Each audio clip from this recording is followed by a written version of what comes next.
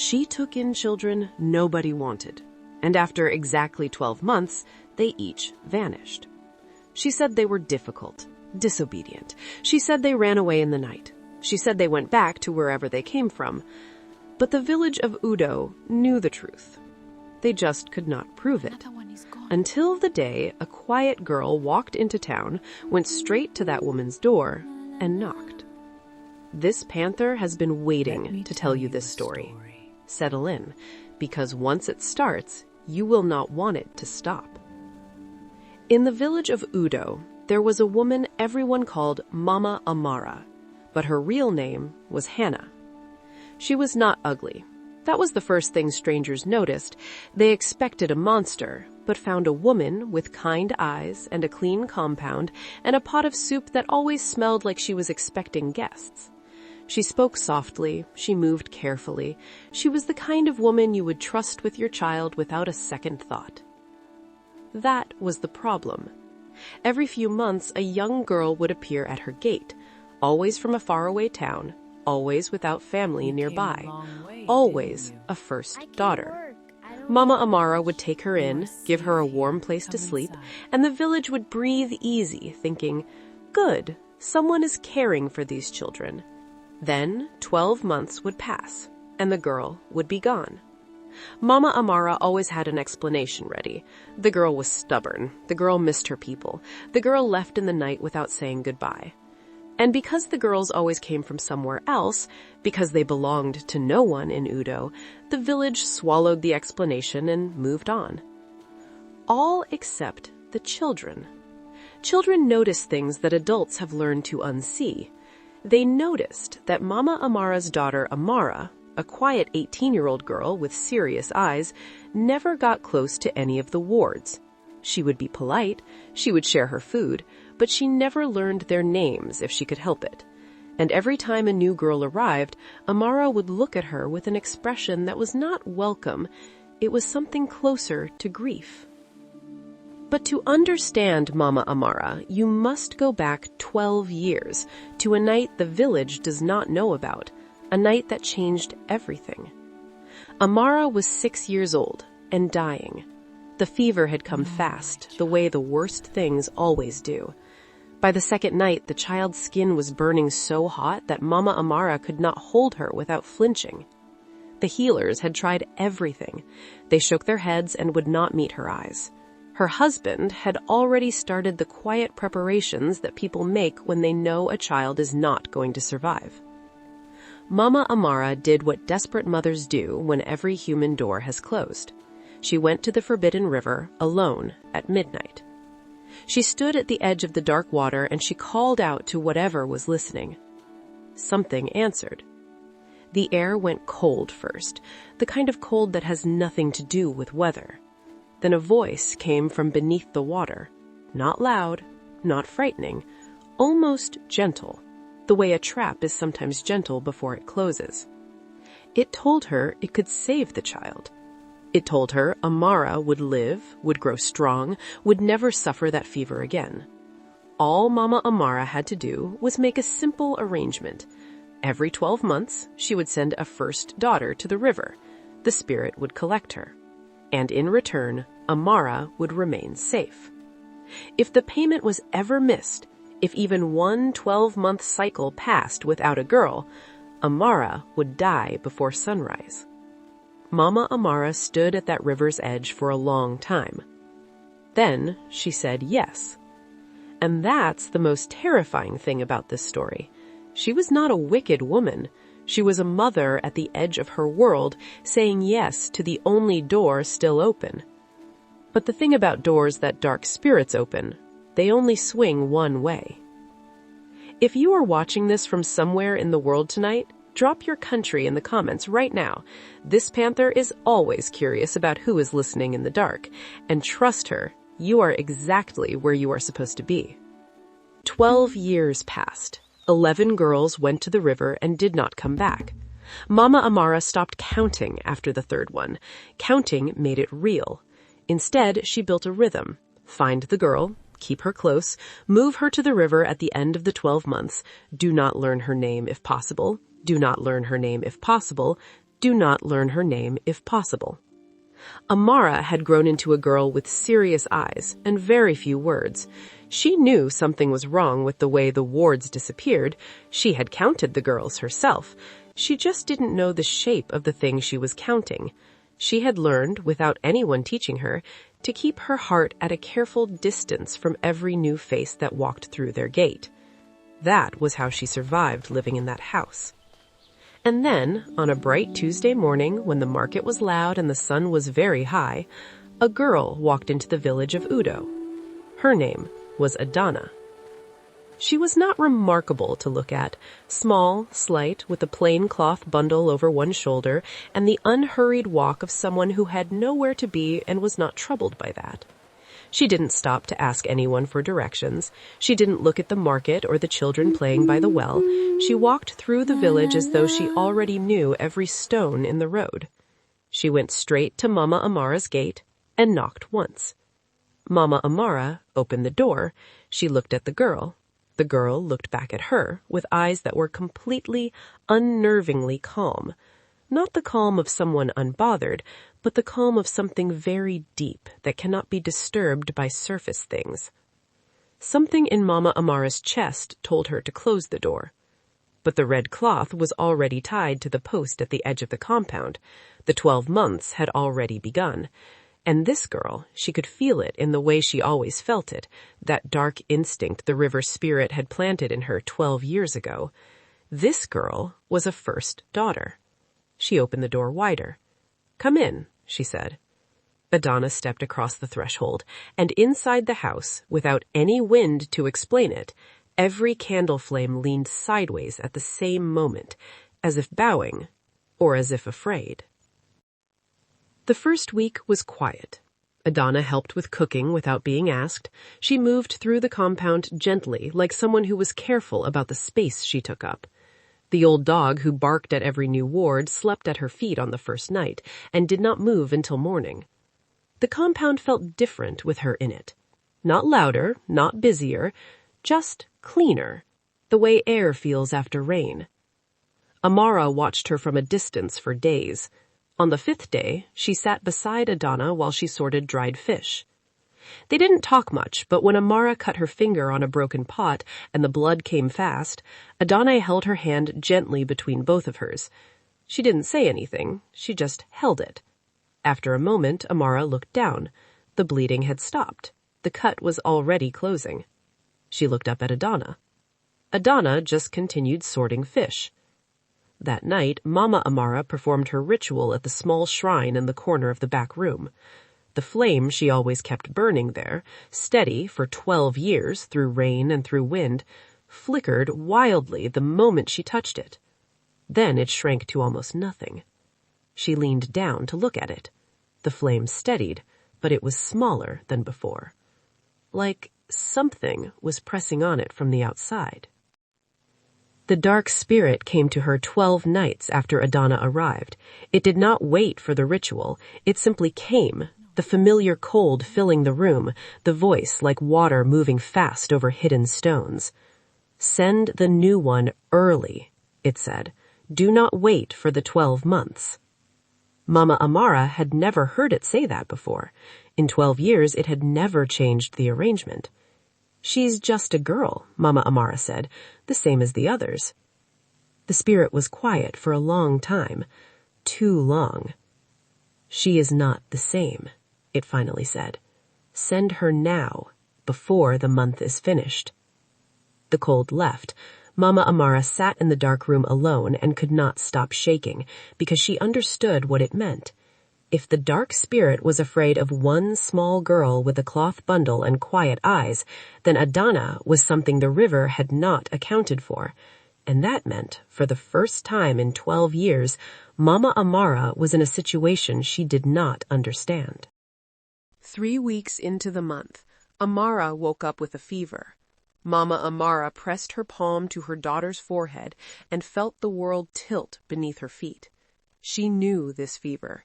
She had been afraid of it for 12 years. This was the spirit's warning, which could end as the full punishment if care is not taken.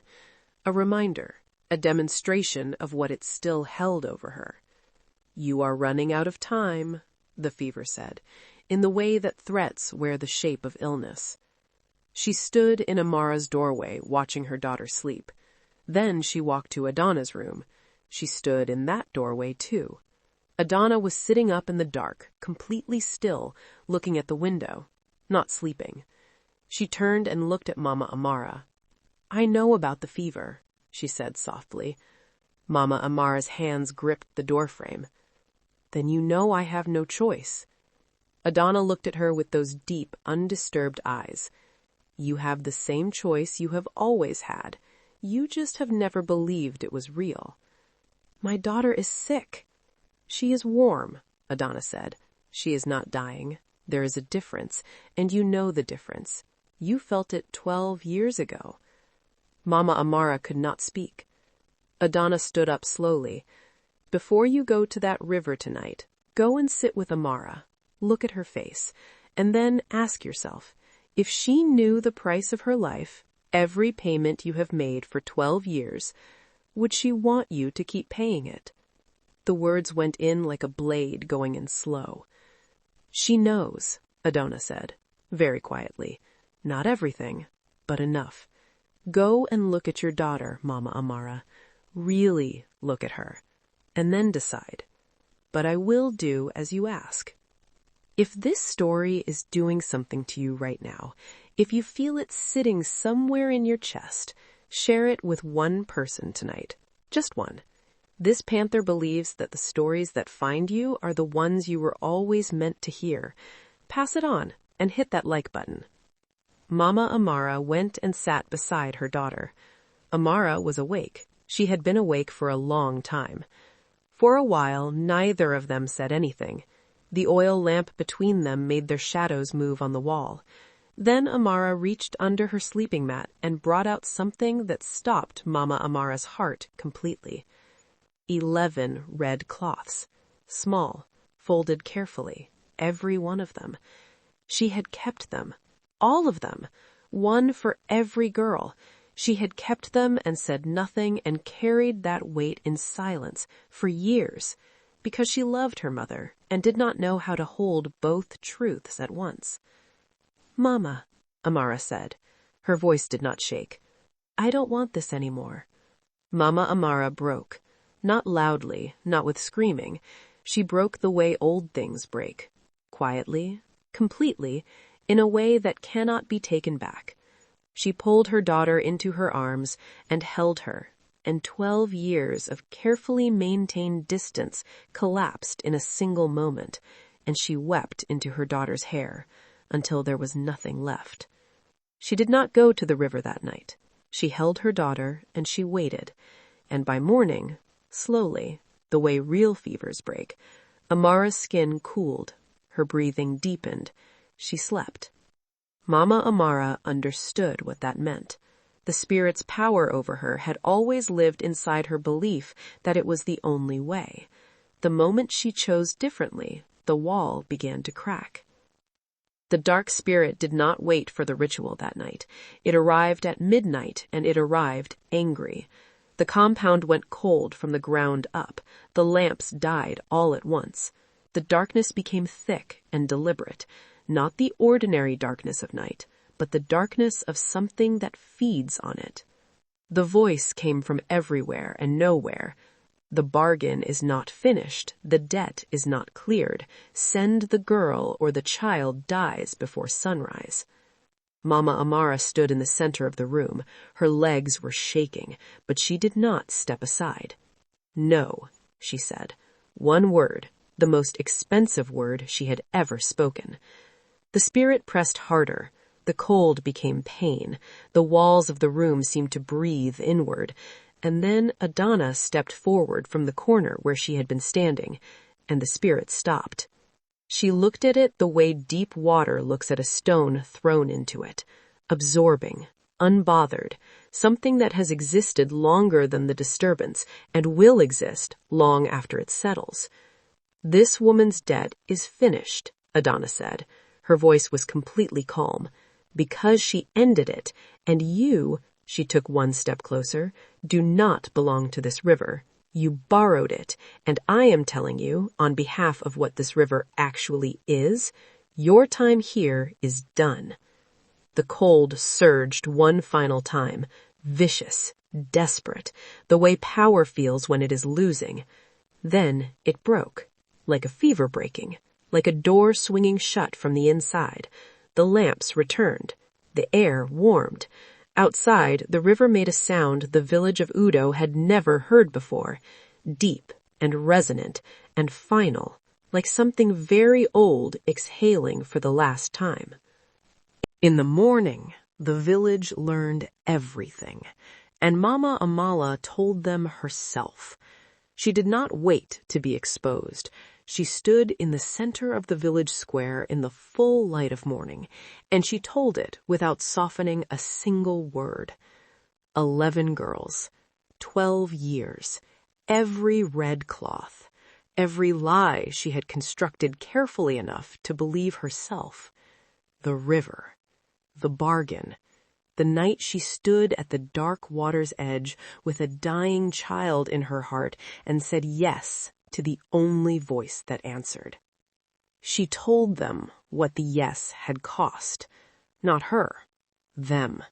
11 families in distant towns who were missing daughters and had never been told why. Some people wept. Some screamed. A woman who was passing through Udo was among those listening to Mama Amara.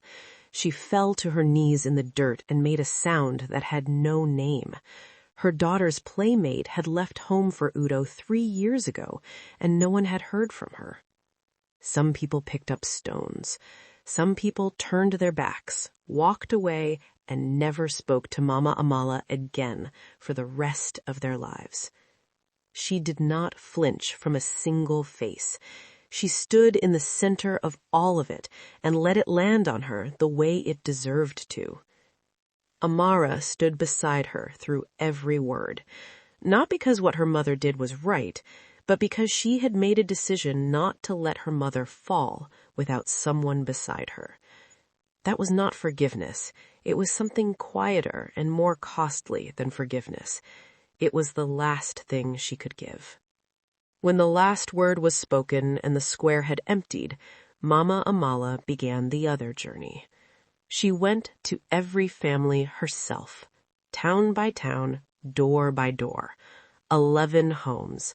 She carried nothing with her except the truth and the understanding that some things cannot be repaired, only faced completely. Some doors were slammed in her face before she could finish speaking. Some mothers wept on her shoulder for reasons she did not deserve, but accepted anyway.